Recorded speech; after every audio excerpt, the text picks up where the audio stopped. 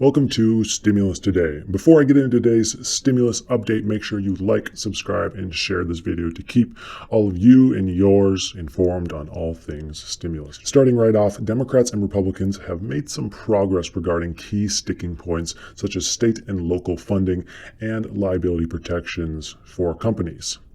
As with these key points dropping out that those funds could be allocated to direct stimulus checks, and hey, I think they should be. If there's extra funding to go around, give them to the people in need.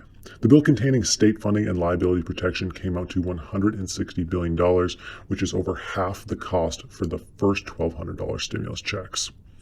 They're already looking to use leftover funds from the CARES Act to fund whatever they passed, which really irks me. Republicans are trying to act like they are passing more relief, but really they just want to spend maybe another $300 billion and then use already approved funds. That's not how it works.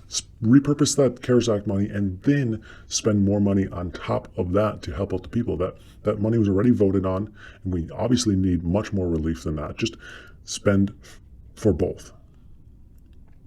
Democrats offer little help, though, in the matter of flip-flopping from big stimulus checks, $3 trillion bills, to no stimulus checks, to less than $1 trillion, back and forth, this chaos where it just doesn't seem like they really have any focus or know what they're doing in negotiations. It's like they could have picked a reasonable number. They could have gone with $1.8 trillion a couple months ago, like the White House offered, and everyone would have been happy. Stimulus checks, unemployment, everything would have been covered.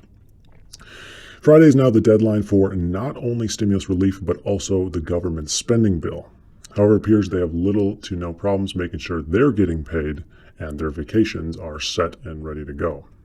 Despite this, a few senators have said they will not be leaving until direct checks are sent to the people. It's a nice gesture, but without the leaders of the Senate or the House saying the same or feeling the same, it doesn't really mean much. We might as well just say bye-bye for the holiday vacation.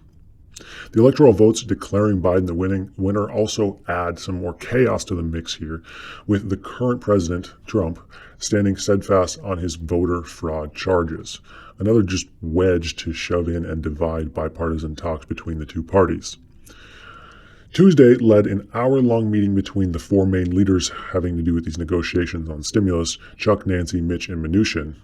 These are the four important people to pay attention to as they hold the power to finally get one of these bills passed and finally get relief to the people. So despite the holidays closing in, we do have the four leaders meeting again in person, and this is truly the only way things can get done. Also today, the FDA is voting to approve yet another vaccine. It's expected to have similar results to the Pfizer vaccine and pass. So that's going to do it for today. Thank you for tuning in. Make sure you like, subscribe, and share this video to stay up to date on all things stimulus check and stimulus relief package.